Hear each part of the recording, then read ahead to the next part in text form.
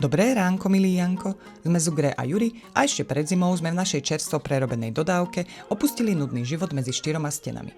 Vydávame sa na cestu naprieč Balkánom, kde za 50 dní prejdeme vyše 7000 km. Spíme bez kempov, jazdíme po bezplatných cestách, bez stresu a hlavne v slobode. V dnešnom dieli uvidíte druhú a žiaľ a poslednú prechádzku po národnom parku, cestu späť k moru, strmú piesočnú dunu, mostík cez jazero, ďalší problém s autom, aj krásne cesty albánske. Vedení skoro vôbec neprší. Ahoj! Ahoj! Tu sme dneska spali. Predpoveď počasia na najbližšie dni nie je priaznivá, no zobúdzame sa s nádejou. Falošnou. Upršaný a studený deň sa vlečie a schovávame sa striedavo vnútri alebo v kaviarni. To je krásny psík. Čo tam rabete? Čo tu rabete? Nejdem sa mi prihovárať, lebo sa vrátia. Čo rabete? Jaj, už ide. Pomoc. Kabedík sa nám už varí. A zajtra už nemá pršať. Uvidíme, čo bude. Takto sa umývajú riady. Kde je koník? Aha.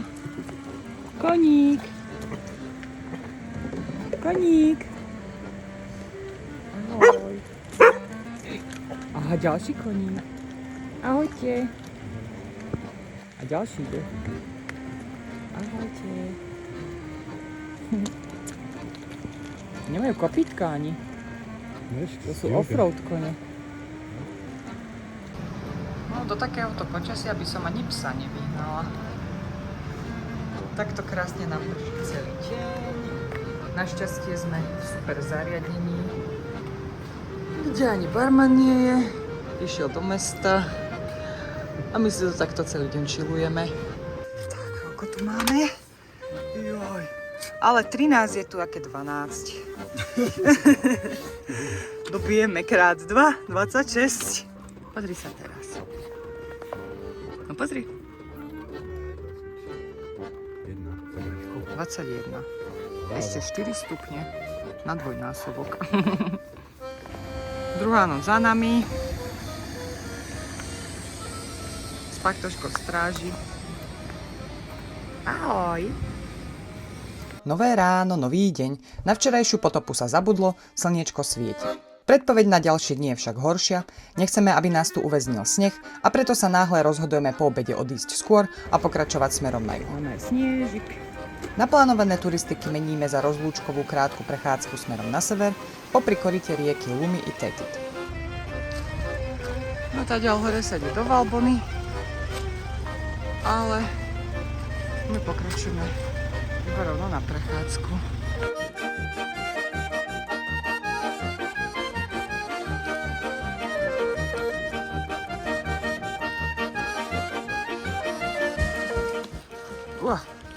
Skoro som spadla. Čmýka sa to kúsok. Pekné, pekné. Príjemné stúpanie. Nenáročná turistika, taká prechádzka na obed. Aha, pozrite sa, aká krásna čistá vodička. Taká je tu vážne všade. Priezračná. Nádherné. Medzi dvomi kopcami, ktorými kráčame, je dosť veterno. Je to vidieť aj na drónových záberoch. Boli sme odvážni, nikam ho neodvialo, bojoval statočne. Celé nám to trvalo 2 hodinky aj s obedom a prešli sme takmer 7 kilometrov.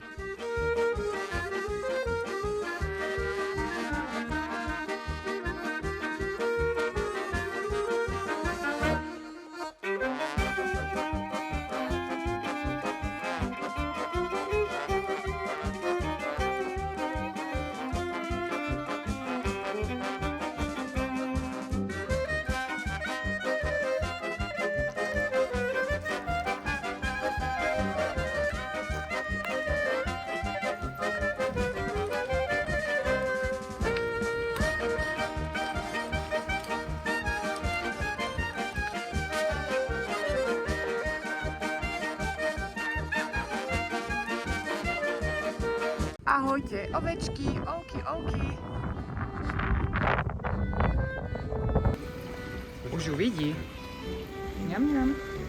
Lúčime sa s horami a cesta nám zaberá celý zvyšok dňa. Ale toto sme čumeli dnes celý deň. Tam dole sme spali. Ešte sa sem vrátime. Naozaj je tu nádherne. Cítime sa tu výborne a už teraz premýšľame, ako sa sem vrátime stráviť tu viac času. Ľudia sú tu na horách milí a ochotní. Včera nás nechali celý deň sedieť v kaviarni, barman dokonca musel odísť večer do mesta a už sa nevrátil, ale nechali nás tam samých až dokým sme chceli. Ceny sú priaznivé, kávička 1 euro, kapučíno 2. Bazár! Strašne rýchle. Ty kokso. Mega. Albánska mena leky sa veľmi dobre počíta. 100 lekov je približne 1 euro. Všade zaplatíte aj eurami a je asi dobré sa vyzásobiť a prísť do krajiny už s hotovosťou. Pretože k výberu z bankomatu si vždy okrem našej banky zobral poplatok aj domáci bankomat. Približne 7 eur navyše. Plus poplatok za kurz, ktorý bol tiež vypočítaný dosť nevýhodne. Salvia Nord. Tak tu šalviu pestujú tieto kríčky. Som si myslela, že levandulu. To je šalvia. Noc strávime pri reštaurácii Perla pri jazere Komany, kde nám zadarmo dovolili spať. Extrémne veterná noc a ráno nás však vyháňajú hneď ďalej.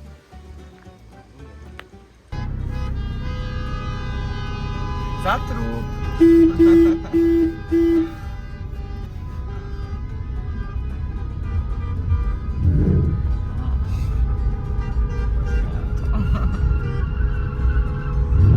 Prečo ide Ujo do kríža? Ale prestaň, však on do nás narazí. No hej. A pozri, on smrdí. Smrdí.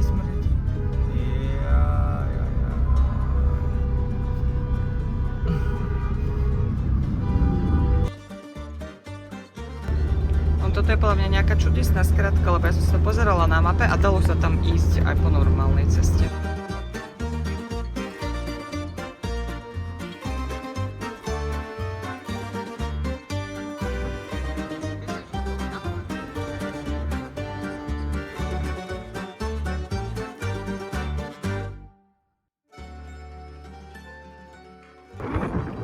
Aj tu strašne fúka. Až k prírodnému monumentu piesočnej dune Rana Ehedhun.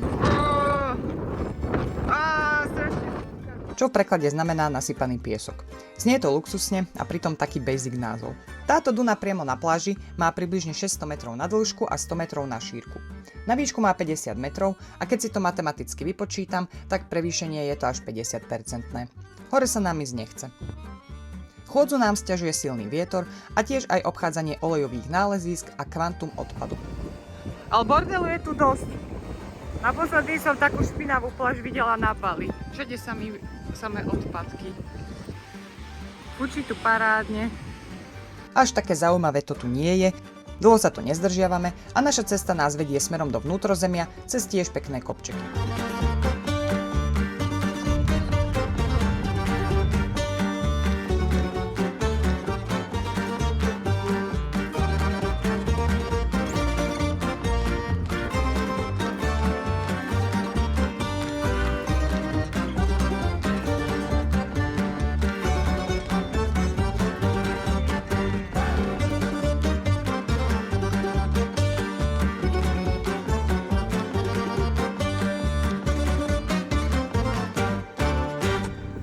Ahoj!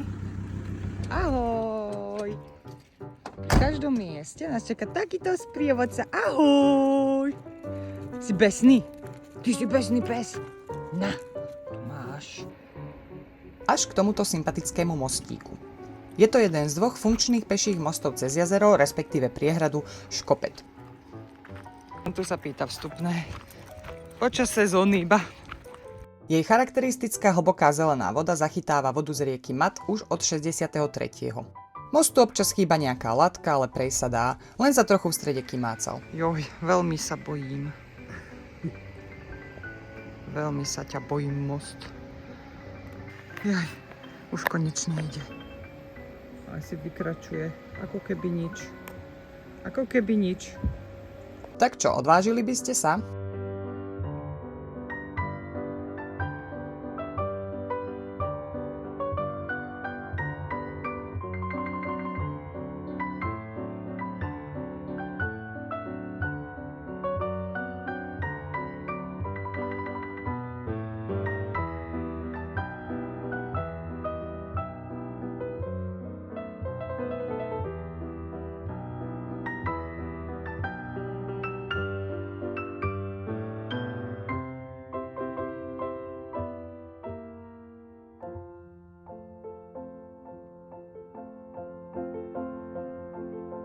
Retenica. Láblansko sú retenica. Joj, si nemal povedať. Had nech je hadom, späť na pláž poprosím. To je 20-ka. Tunelik sa začína. A toto je zatiaľ najkrajší tunel, v akom som kedy bola.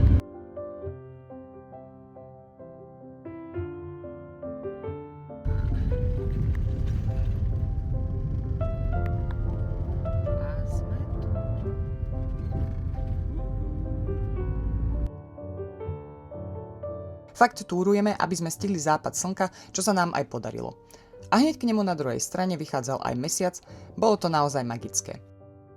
Nachádzame sa v lagúne Patok, ktorá je vraj preslavená dobrými reštauráciami. Typické sú pre nich mini domčeky, kde sa schováme pred vetrom aspoň na kávičku. Tak my sme si byli, že obyčajní na toto, nás tu zavrie týpek do takejto búdy. Nemám mlieko do kávy, ale hrá sa tu na top reštauráciu. Ja sa tu cítim ako v ryba, ako v nejakej posede polovníckom, ne? Na nejakej polovníckej chate, kebyže sme boli.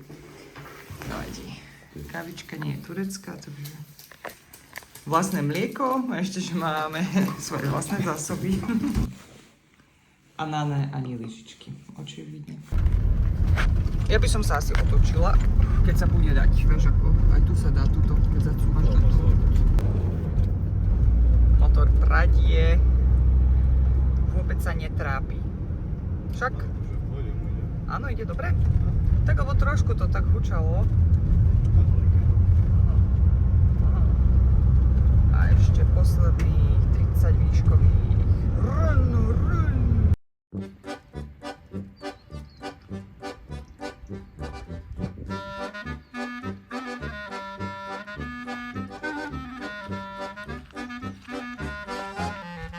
Si hladný?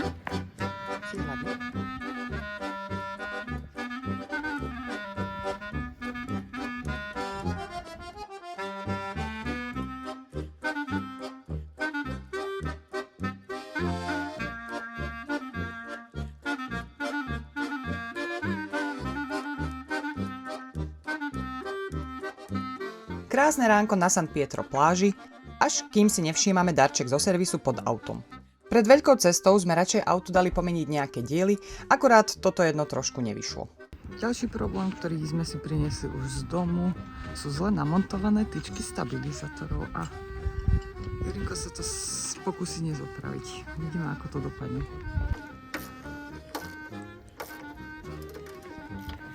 Netreba ti pomôcť, láska? Prosím? No nejde to, no, takže prvá možnosť, že to dáme dole, tak odpadáva. Druhá možnosť, že to tu dáme niekomu spraviť. Alebo čo si myslíš, že to je veľmi veľký problém, keď s tým budeme takto jazdiť, keď je to naopak? Keďže sa s tým Jurimu nič nepodarilo urobiť, najeme sa, nechávame to tak a budeme pokračovať ďalej. Teraz už vieme, že to bola dobrá voľba a úspešne sme prešli 7000 km. Aj keď ku koncu to už bolo dosť na hrane a keďže tie tyčky boli namontované naopak, nejak sa to celé zosunulo nadol a šúchalo sa to o konštrukciu auta. Znelo to ako bambusová zvonkohra. Také ukľudňujúce melódie to boli. Tung, tung, tung. No, to je to príliš divoké. Aký pekný výjazd diaľnice. Najdlhší zatiaľ, aký sme videli.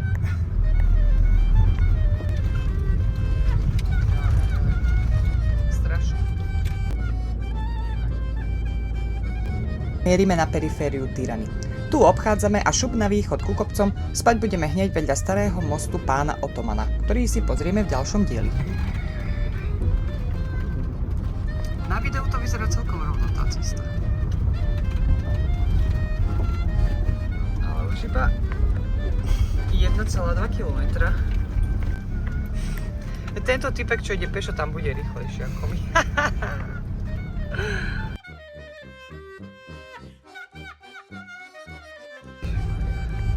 Tak ja neviem ešte, čo bude ďalej, ale dúfam, že už toto bol najhorší úsek. Tak už iba 500 metrov. Cesta to je teda náročná, prichádzame už po tme a ráno uvidíme, či sa to vyplatilo. Dobrú noc. To bude krásne miesto na spanie. Zaslúžili sme si to týmto offroadom.